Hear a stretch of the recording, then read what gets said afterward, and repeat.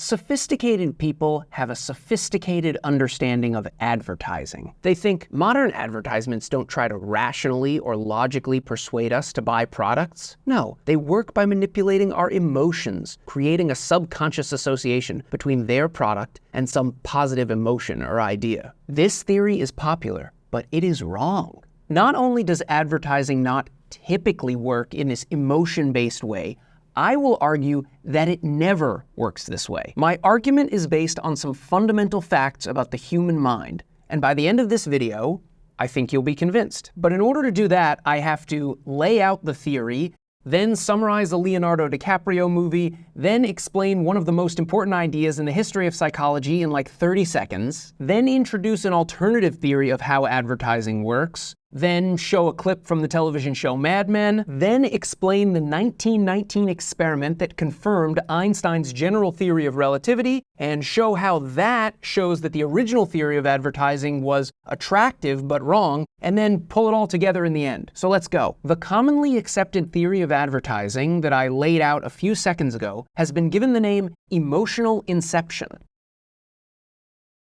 The name was coined by Kevin Simler and was inspired by the 2010 movie Inception.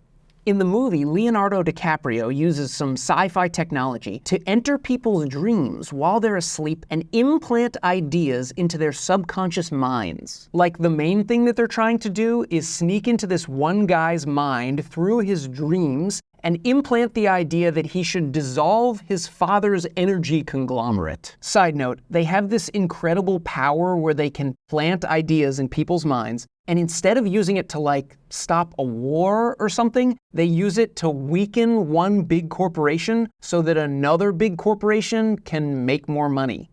Whatever. Obviously, some advertisements, especially older ones, try to make an explicit, rational argument in favor of their product. Our toothache medicine is fast-acting. More doctors smoke Camels than any other cigarette. But the emotional inception theory says that most modern advertising isn't rational in that way. It's emotional. The ads don't contain any actual information. They try to plant in people's minds a simple thought. Like, if I smoke Camel cigarettes, I'll be cool. I'll be a cool camel with a human body. The television show Mad Men is about 1960s advertising executives who drink alcohol at lunch and refuse to acknowledge their own trauma from fighting in the Korean War. They never use this term emotional inception, but the whole show is built on this exact theory. For example, there are these executives from Kodak who go into this meeting assuming that the advertisers who they are hiring to sell their circular slide projector will do so by finding some way to tout the technology in the product. So, have you figured out a way to work the wheel into it? We know it's hard because wheels aren't really seen as exciting technology, even though they are the original. But the main character in the show, Don Draper, gently dismisses this idea and instead suggests an emotional approach. Well, technology is a glittering lure. But there's the rare occasion when the public can be engaged on a level beyond flash, if they have a sentimental bond with the product. Then he tells this whole long story about his mentor in the field of advertising, who's named Teddy. You don't have to worry about that. The point is just that Don is going to recommend that they sell their product by creating an emotional connection between the product and the idea of personal nostalgia. And because this is a dramatic television show, Don makes the pitch for the advertising campaign using the product itself, the slide projector, and photos of his own family. And this is the end of season 1, so by this point the audience knows that Don's hubris, extramarital affairs, and alcoholism have destroyed his marriage and his relationship with his children. But he also talked about a deeper bond with the product. Nostalgia. It's delicate, but potent. Sweetheart.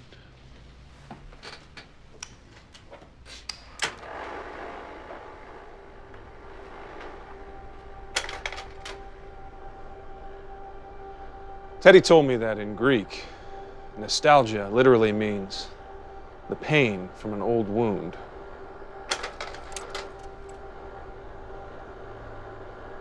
It's a twinge in your heart, far more powerful than memory alone.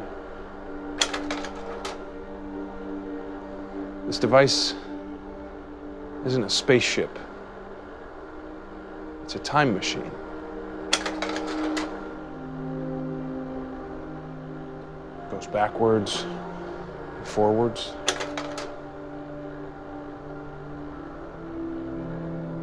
It takes us to a place where we ache to go again.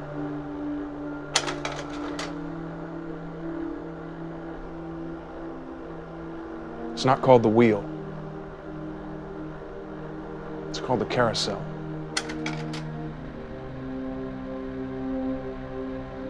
It lets us travel the way a child travels. Round and around, and back home again.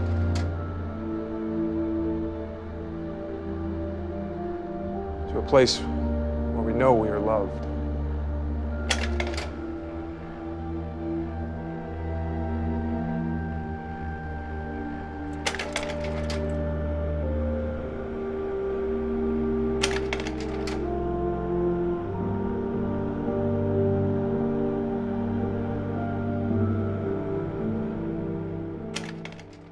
They are going to create an emotional connection. And then this guy cries.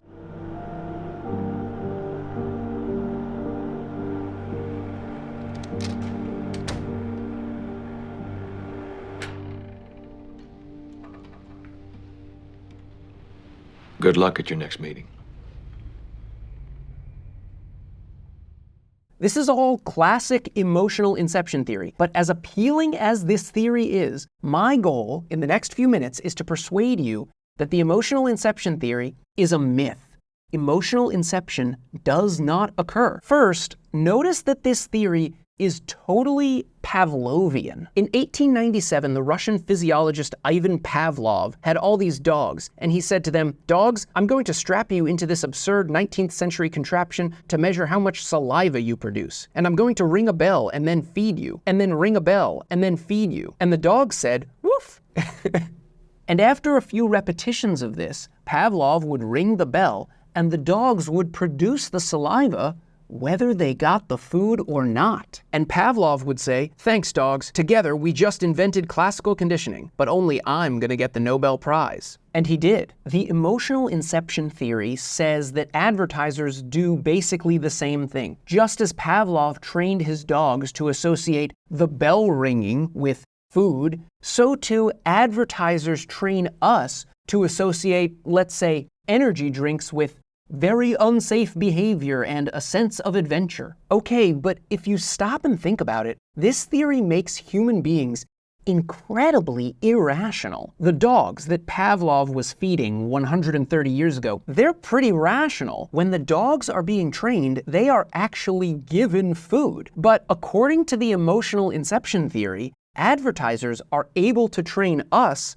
without giving us anything. It would be one thing if they gave us a Red Bull and then let us actually ride a motorcycle. But advertisements just show us a picture of someone else riding a motorcycle. When you think about it, this theory says that someone we don't know or trust, without our permission, can basically hypnotize us into salivating over energy drinks just by showing us some pictures. Of course, it is true that there's been an enormous amount of economic and psychological research demonstrating human irrationality. But still, it would be nice if there was some alternative theory that could explain these advertisements, maybe even explain them better, without making humans out to be staggeringly irrational. Well, there is. To illustrate this alternative theory of advertising, I'm going to read an Onion headline. The Onion is a satirical newspaper. The headlines and articles, they're jokes. Here is a headline from 2018. "Beer aisle scanned for something a-hole friend won't mock."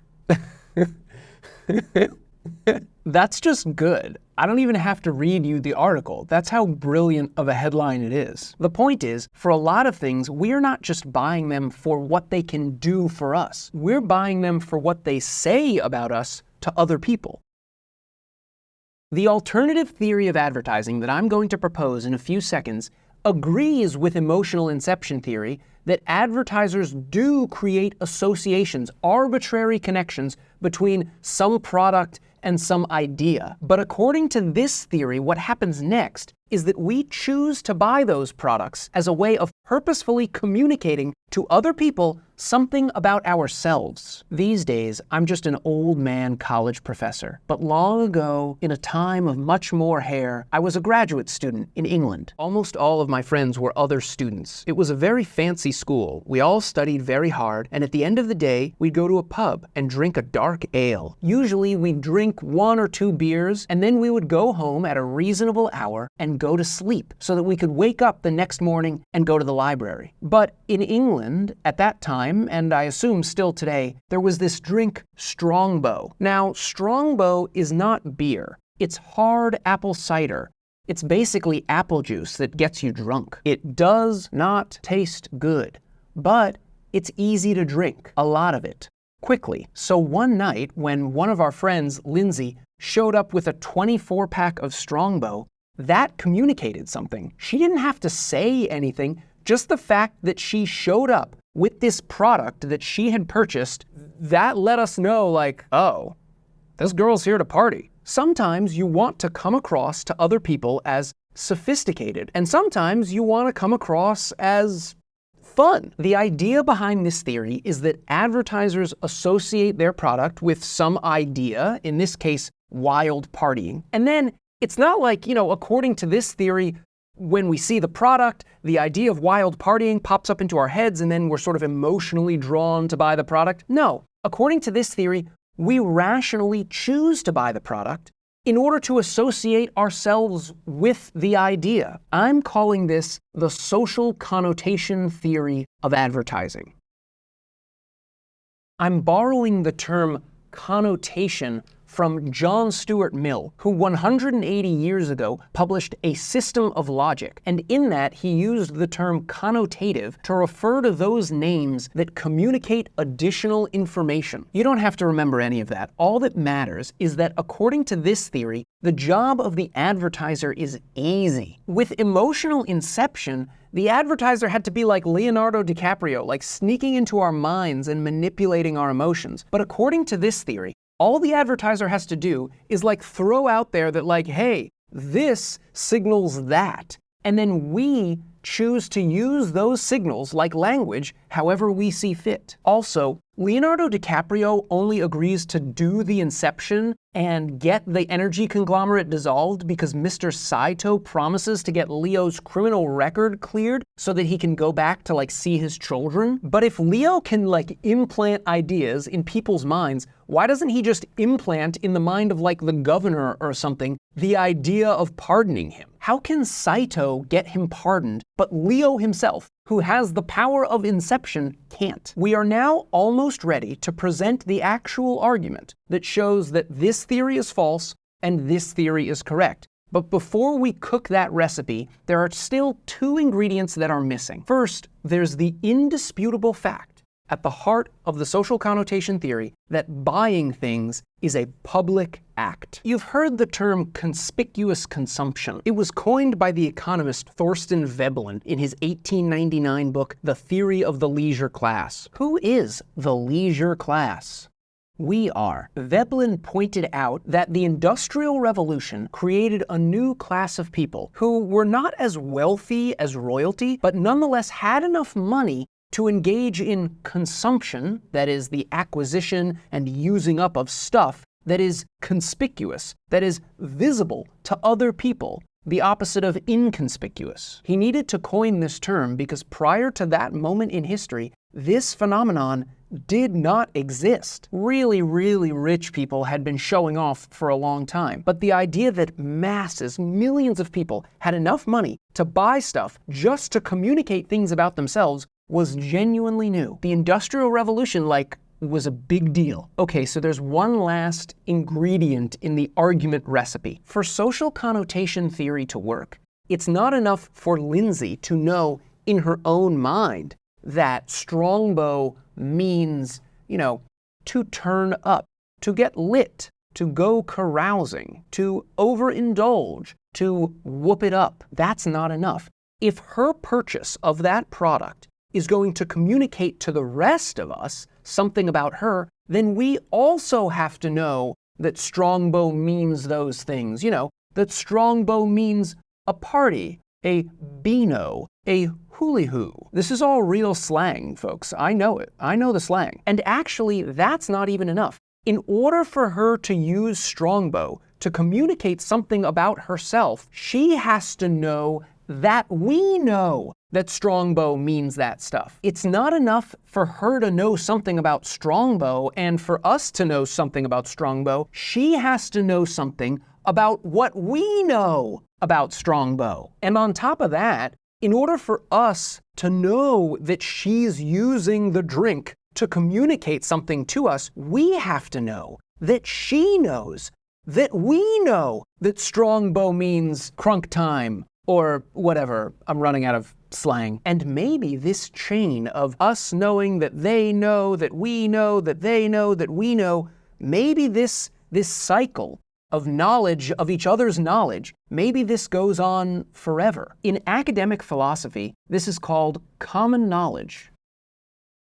It goes back at least to David Lewis's seminal 1969 book, Convention. You don't have to remember that. You just need to know that in order for this theory to work, the idea that, Strongbow cider means or is associated with wild partying, that idea needs to be out there in society, and we have to know that it's out there in society. This will end up being very important to the demonstration that the emotional inception theory is a myth, which is going to happen, the demonstration it's coming in like 30 seconds. But first, I think the way I've been presenting things so far is slightly misleading. Really, there are all different sorts of advertisements. Some ads do just present straightforward information about their products, and some ads do seem to contain virtually no information, and of course many actual advertisements do multiple things at the same time. But one of the most common types of advertisement, perhaps the most common type these days, is what I'm going to call the association ad. In these advertisements, what's clearly going on is that the advertiser is trying to get you to associate their product with some idea. And it seems clear that the emotional inception theory and the social connotation theory are really just competing explanations for this specific subspecies of advertisement. Okay, so how can we choose between these two competing theories? Well, in science, perhaps the best way to choose between two theories of the same phenomenon is to use both of those theories to generate predictions, and then see which predictions turn out to be true. For example, with gravity, Isaac Newton was like, "Gravity is a force of attraction between all bodies. Oh no, here comes the bubonic plague. While we're all quarantining, I'll invent calculus." And 200 years later, Albert Einstein was like, "Shove it, Newton. Massive objects warp space-time. Gravity is not a force of attraction. It's just a name for the bending of space-time." How are we going to choose between these two theories? Well, if Einstein is right, then we would expect that light traveling past a very large object will curve due to the warping of space-time. And you know what's pretty big? The sun. The problem is that the sun is so bright that we can't see right next to it, where its gravity is so strong that we would be able to observe the light from distant stars being curved. But Einstein was like, if we observe the sun during a solar eclipse, when the moon is blocking most of the sun's light, we will be able to measure light curving. Look, that's the best German accent I've got. And that's what we needed. A prediction. And there was a solar eclipse coming up in 1914. So we can just observe the sun during that solar eclipse and test Einstein's theory. But then this guy killed this guy, and so these guys went to war against these guys, and everybody was too busy fighting World War I to observe the solar eclipse. So they had to wait until another solar eclipse in 1919. Oh yeah, the light is curving. That's exactly what you would expect based on Einstein's theory. So Newton, how do you like them apples? So now we can do this exact thing with these two theories. They each generate a prediction, and we see which prediction turns out to be right. If the emotional inception theory is correct, then we would expect to find association ads in basically all of the places where advertising happens. Billboards, television commercials, bus stop benches, internet pop-ups, direct mail, door tags, those ads at the top of Google searches that are meant to look like search results but really are paid advertisements. If creating the association between the product and the idea really does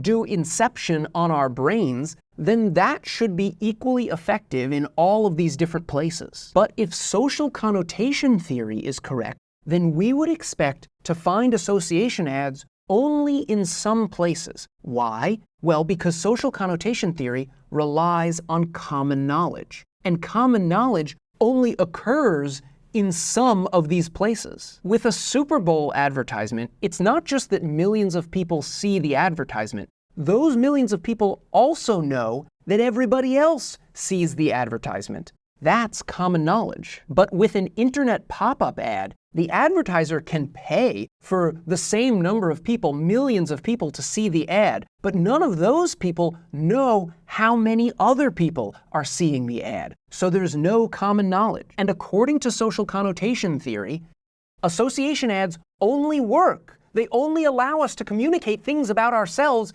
if we can be assured via common knowledge that the other people are going to understand what we're doing. So, according to this theory, these kinds of ads only work in those advertising contexts where there's common knowledge. Okay, so our two theories generate alternative predictions, and now we just need to look and see which one is correct. Is it true that association ads, appear in all of the different places where there's advertising? Or is it true that association ads only appear in those advertising types that generate common knowledge? Well, let's look at these door hanger advertisements that I get on my house all the time. They're always ads, packed with information for something like a house that's for sale or air conditioning repair or something like that. It's never an ad for Coca-Cola or Nike. This is exactly what the social connotation theory predicts. Because when I go home and find this piece of paper hanging on my door, I can't be confident that all of my friends also got this same piece of paper on their doors. So this type of ad does not generate common knowledge, can't be used to communicate things about ourselves, and insofar as advertisers know what they're doing, they won't use this form of advertising for association ads. The advertising format that generates the most common knowledge are television commercials appearing during huge sporting events like the Super Bowl or the World Cup. That's because when you see one of those advertisements, you can be confident that millions of other people have also seen those advertisements, and those people also know that you've seen those advertisements. So the next time you watch one of those sporting events, look and see if, as the social connotation theory predicts, a disproportionate number of those ads are association ads as opposed to some other type. The results will be overwhelming. The idea at the heart of social connotation theory is that for many of us, much of the time, buying something is like waving our hands in the air and saying, "Look at me, I'm this type of person. Form your opinion of me based on this product." But here's the thing. If someone is responding to an advertisement by purchasing a product in order to communicate something about themselves, then they are being rational. It's not like they're being, emotionally manipulated or something like that. And speaking of irrational, apparently when the van that they're sleeping in the first level dream falls off the bridge, that affects the gravity in the second level dream with Joseph Gordon-Levitt in the hotel. Okay, but if gravity stuff transfers dream levels, then why doesn't the zero gravity in the second level dream transfer over to the third level dream in the snow fortress? To really bring things to a climax, the two theories that we are comparing not only yield predictions about where we see association ads, they also yield predictions about for which types of products we see association ads. Social scientists have shown that some products, like what car we drive or anything having to do with what music we listen to, communicate more about our identities than some other products like what dish soap we use. Now, the emotional inception theory yields the prediction that we would see association ads for all different types of products because emotional manipulation, emotional connections, They are all just as possible for Q-tips as they are for sneakers. But social connotation theory yields the prediction that we would see association ads only for those products that other people can see us using. And that is exactly what we find. We see tons of association ads for beer and soft drinks and cars and shoes. But we only see information ads, if we see any ads at all, for detergent or dish soap or bed sheets. I mean, there is a $104 billion market for home bedding. But have you ever, in your life, seen a single advertisement for bed sheets? Also, it is clearly established that you have to be hooked into the dream machine in order to be an active participant in the next level dream. But who do we find in level 4? Saito, who was never hooked in level 3. Hi, it's me, in my office. If you have a long enough attention span to make it this far in the video, then you might be interested in the book that I'm writing. If you click the link in the description below and put in your email address, I will email you when the book is ready. I promise I will not send you a million emails. I will not sell your email address to spammers. All you will get is an email from me when the book is for sale. And I will pick a bunch of those emails, and those people will get free copies of the book.